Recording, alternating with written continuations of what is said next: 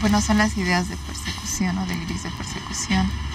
Por ejemplo, a veces se sienten el paciente víctima. Por ejemplo, yo tenía un paciente que se sentía víctima y decía, no, mi marido es el que me persigue, ¿no?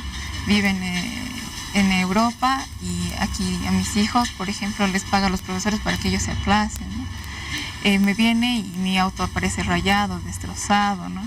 En mi casa igual aparecen las cosas destrozadas, ¿no? Entonces hay muchos casos de estos. El marido estaba en Europa, el ex marido, me imagino, ¿no? Si la pareja estaba ya separada, pero sentía que él desde Europa hacía todo lo malo que le pasaba a ella y a sus hijos. Para que se aplacen, mira. Imagínate.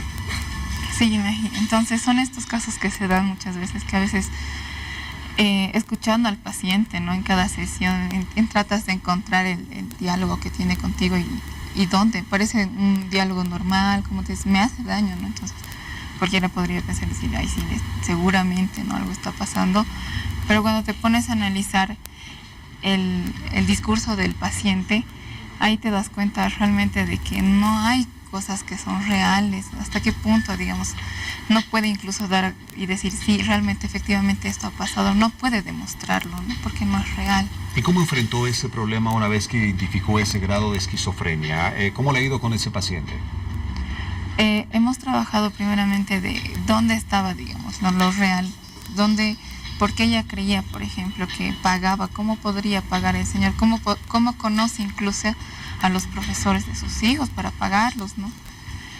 Después esas ideas irracionales se trabajaron habilidades sociales, porque ella se aislaba completamente del entorno social, incluso de sus propios familiares. Eso te parece raro y dices, ¿por qué? Porque esta persona no tiene contacto con su mamá, con su papá, no te dan, hasta tiene tanto miedo que no te da, por ejemplo, su teléfono, no te da la dirección donde vive. ¿Para qué necesita saber ustedes? Claro, se sentía que poco más que el esposo tenía contratado a medio mundo para hacerle daño. Ahora, licenciada, ¿por qué varían tanto las manifestaciones entre una persona y otra con esquizofrenia? ¿Y cuáles pueden ser las manifestaciones más extremas, más complicadas que puede llegar a padecer una persona con esta enfermedad? Bueno, dentro de las manifestaciones, unas de las es los delirios auditivos, ¿no? Donde agarra y, por ejemplo, las personas escuchan voces, ¿no? Alucinaciones auditivas, es lo que comúnmente se da.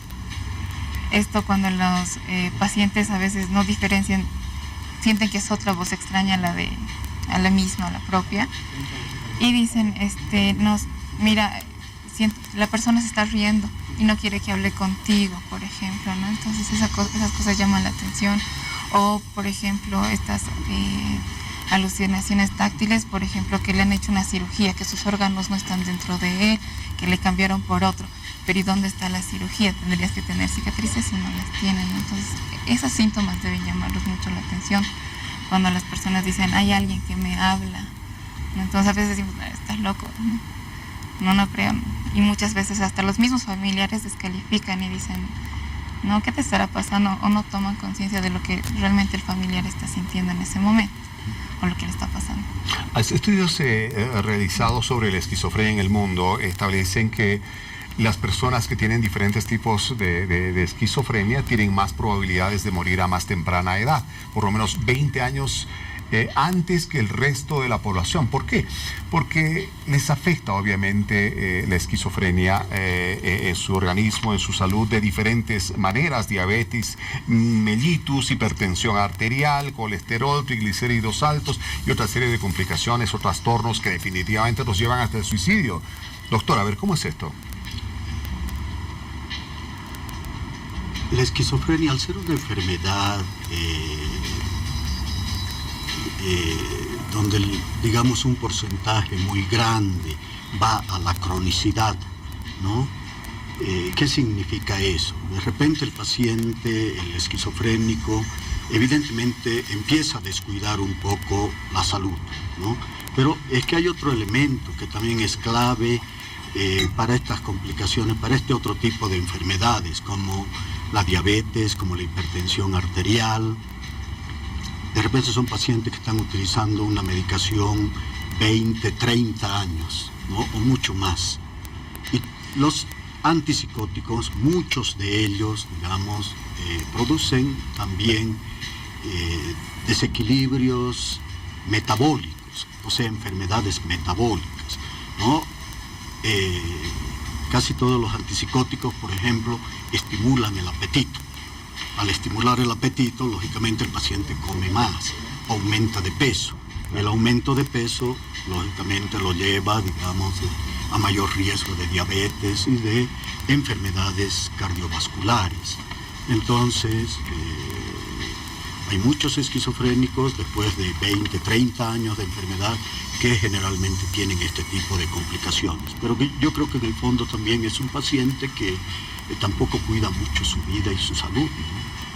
Ahora, doctor, ¿cuánto puede influir esta enfermedad que afecta a 700 millones de personas en todo el mundo? Lo decíamos al inicio del programa, 25% de la población boliviana.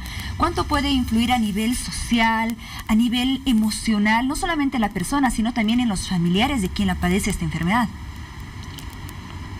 Definitivamente es una enfermedad que tiene un impacto familiar, social grande, enorme, económico también, ¿no? Porque el esquizofrénico es un paciente caro, ¿no? Si partimos, digamos, de que lamentablemente no tiene una infección que va a tomar, digamos, un antibiótico una semana, 10 días, se va a controlar la infección y listo, ¿no? Muchos de estos pacientes, acuérdense, de repente tienen que recibir tratamiento de por vida y son tratamientos caros, ¿no? Hoy por hoy, casi la gran mayoría de esquizofrénicos son asegurados, tienen un seguro médico, ¿no?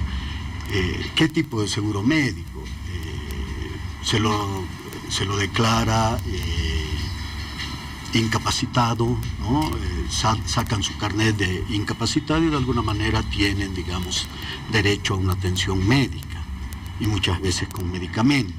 Algo que antes no sucedía. Evidentemente esto es un logro de todos estos últimos años, incluir, digamos, al esquizofrénico para que tenga derecho a la atención médica y a un tratamiento. Para estos pacientes, doctor, ¿usted considera que las distintas unidades mentales, los distintos centros que tratan ese tipo de enfermedades están lo suficientemente capacitados respecto a infraestructura, respecto a equipos, incluso respecto a recursos humanos para atender las necesidades de pacientes con esquizofrenia?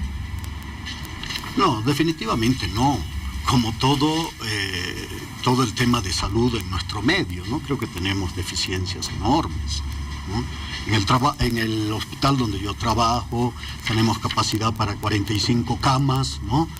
Pero tenemos muchas deficiencias, ¿no? Empezando nos falta personal, cuánto no quisiéramos contar, digamos, con medicamentos con menos efectos colaterales, de última generación y, digamos, mucho más efectivos para el tratamiento para esta enfermedad, pero como son medicamentos muy caros, definitivamente nuestra sociedad todavía no puede asumir dentro del seguro, ¿no? Entonces, ¿quién no quisiera ser tratado, digamos, con el aripiprazol, con la quetiapina, que son antipsicóticos de última generación, pero la gran barrera es el costo, ¿no? Lo económico.